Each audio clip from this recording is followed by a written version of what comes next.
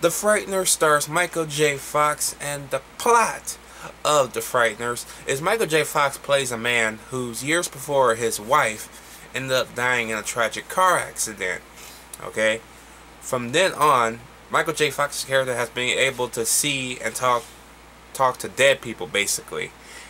And he uses this to further extort his Ghostbusters ring-like job, where he uses the spirits of ghosts to scare people. That way he can nickel and dime his way into their homes and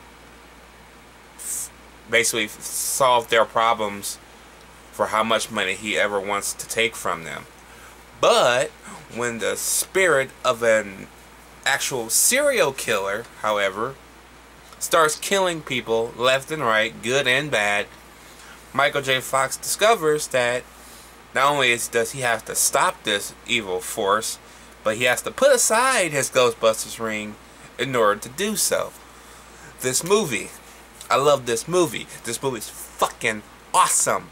Okay, this is coming from Peter Jackson. This is some of his earliest work I've ever seen, and Peter Jackson's got to be one of my favorite directors. This man can direct anything, even a horror comedy. And it's funny, this movie's a horror comedy, but I take it more along the lines of a horror drama than I do a comedy. I love the movie, but I only chuckled a few times. I didn't really laugh. Usually that's a bad thing for a comedy, but since it doesn't really play out as a comedy unless you see that black guy from Undercover Brother in here talking, he's like the main reason why I always laugh, because he's weird and silly, which is why I like him. So he was perfect as this dead 70s disco-ish black dude and shit, as well as his partner, who's kind of laid back, kind of looks like Ted Raimi a little bit, which is kind of funny. But yeah, they were cool. I like those two. Michael J. Fox, if you had told me this movie was R-rated, I would not believe you.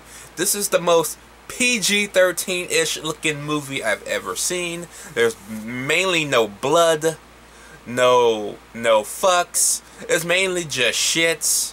I think a couple of dams, and I think that's it. So I'm sitting there like, why is this movie R-rated? I'm not seeing the R-rated here. Did any of y'all see anything R-rated? Because maybe I missed something. But I sat through the whole thing. This movie is PG-13. I don't know what the R-rated is for. But I do appreciate a good R-rated movie when it counts as an R-rated movie. This should not have been R-rated. I'm sorry. I'm sorry to say this should have been a lighter rating. But when I see a movie for what it is, this is PG-13. This is PG-13.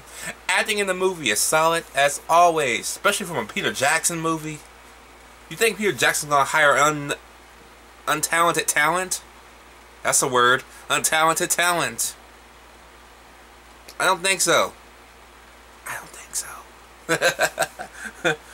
But yeah, Michael J. Fox has had other R-rated movies. I didn't know about that until now, and some of them are about to come out on Blu-ray, I believe in the UK or Canada, so I gotta pre-order those, because I want those for the Michael J. Fox collection, because you can never have too much Michael J. Fox.